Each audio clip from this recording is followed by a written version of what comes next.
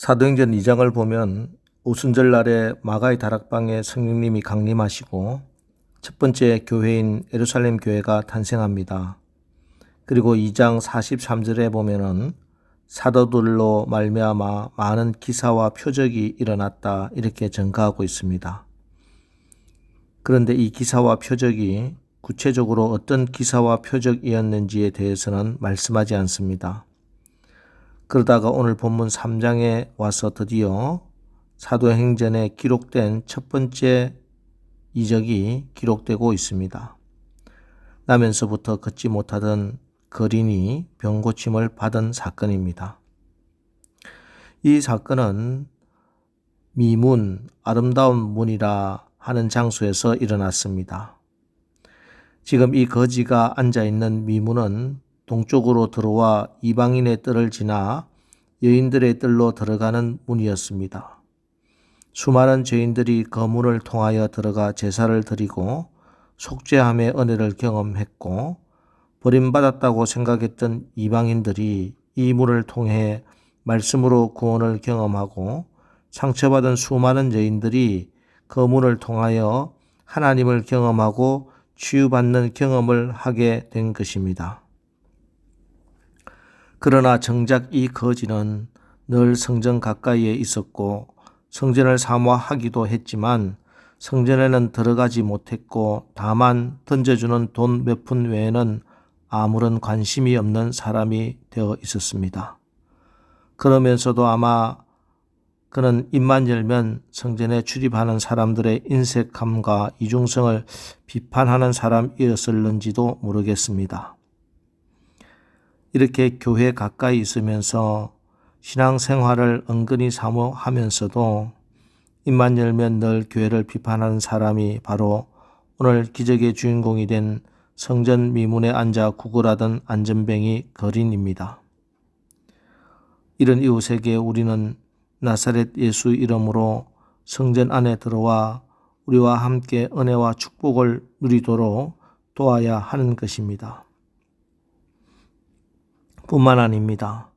몸은 예배당에 있으면서도 예배의 감격과 능력을 체험하지 못하고 미문 밖에서 주저앉아 있는 사람들도 있습니다.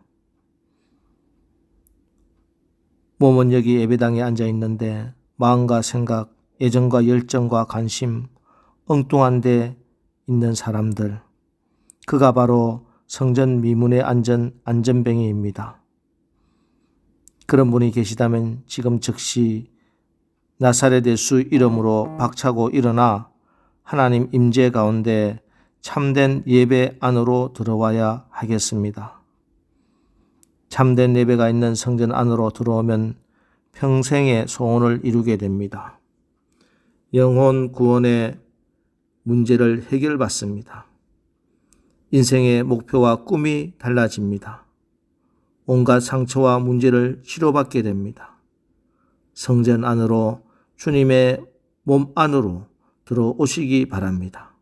이 예배의 자리로, 하나님의 은혜 중심의 자리로, 교회 한가운데로 들어오시기 바랍니다. 인생을 살다가 몸이 병들 때가 있지요.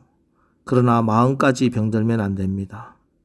몸은 안전뱅이로 일어서지 못할 때가 있습니다. 그러나 마음은, 내 영혼은 늘 건강하고 하늘을 날 수 있는 사람, 그가 믿음의 사람입니다. 경제적으로 좀 어려워졌다고 영혼까지 위축되어 살아가면 안 됩니다. 사업 한두 번 실패했다고 인격 파탄자, 인생의 실패자, 신앙의 실패자가 되어서는 안 됩니다. 몸이 불편해도 마음은 건강하고 지금 잠깐 어렵고 힘들어도 신앙에는 늘 성공하고 환경은 불편해도 영혼에 무한한 자유가 있는 그런 여러분들 되시기를 주님의 이름으로 축원합니다.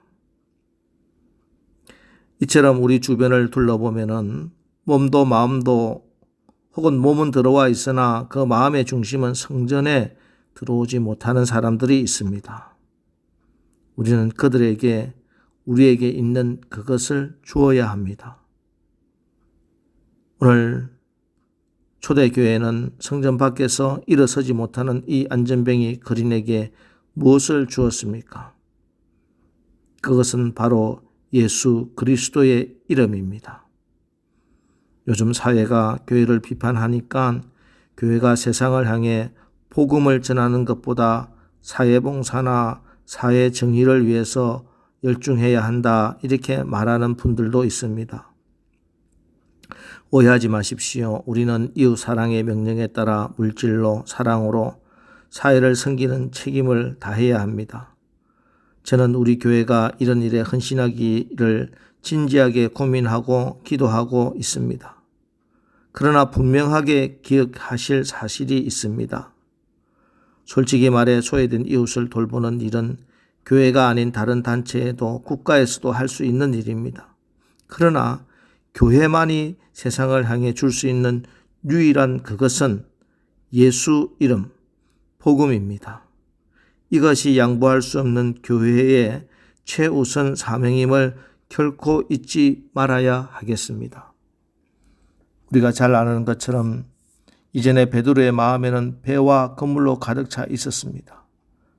갈릴리 바닷가에서 고기 잡는 어부였기 때문에 늘 고기 잡는 것만 생각했습니다.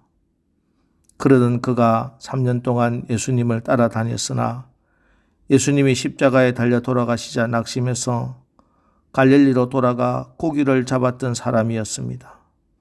그런데 그가 성령을 받고 이제는 다른 사람이 되었습니다. 성령을 받으니까 베드로의 마음에는 예수 그리스도의 이름으로 가득 찼습니다. 예수 그리스도 이름에 사로잡혀 있는 사람이 되었습니다. 예수 그리스도의 이름을 믿고 의지하고 나갔기 때문에 안전뱅이를 일으킬 수 있는 능력 있는 사람이 되었습니다. 그러니까 안전뱅이를 일으킨 것은 베드로가 아니라 베드로의 마음에 가득했던 예수 그리스도의 이름입니다. 여러분, 지금 여러분 마음에 가득한 것이 무엇입니까? 예수의 이름이 되시기를 축복합니다. 은과 금도 중요합니다. 그러나 은과 금만 가지고 되는 게 아닙니다. 은과 금으로 할 수 있는 것도 있지만 할 수 없는 것도 있어요. 아니, 할 수 없는 것이 더 많습니다.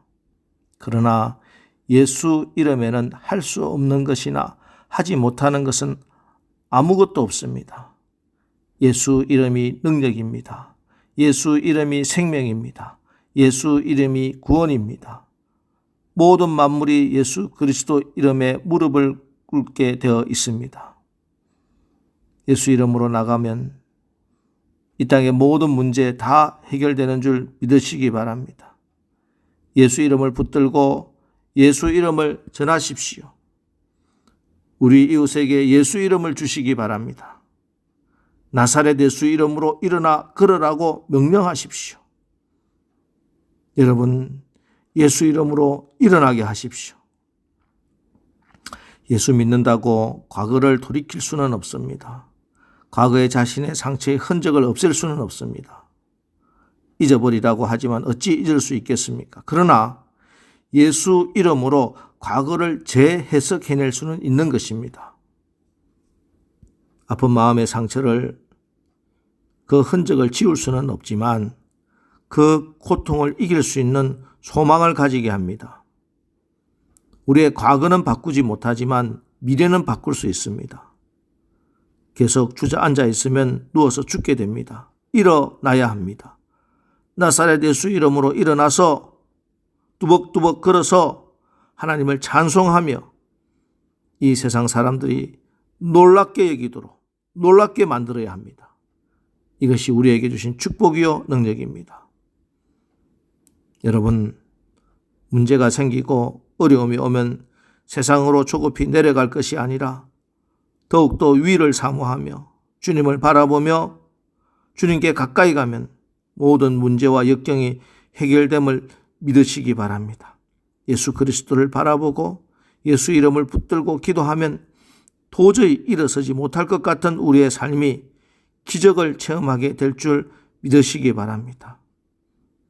여러분, 오늘 다시 말씀드립니다. 나사렛 예수 이름으로 일어나십시오.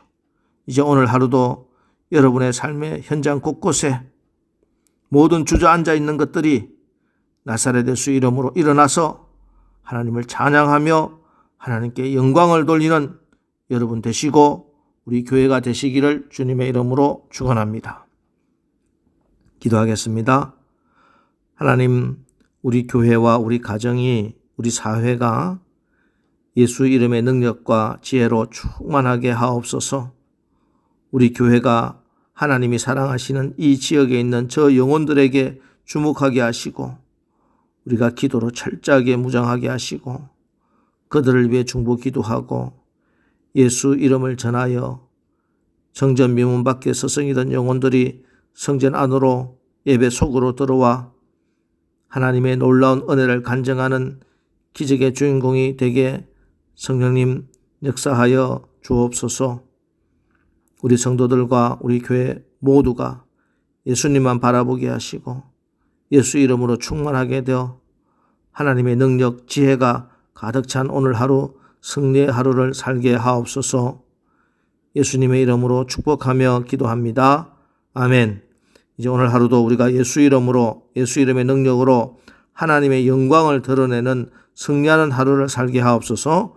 오늘 말씀 붙들고 또 기도하고 나가겠습니다. 우리 기도하겠습니다.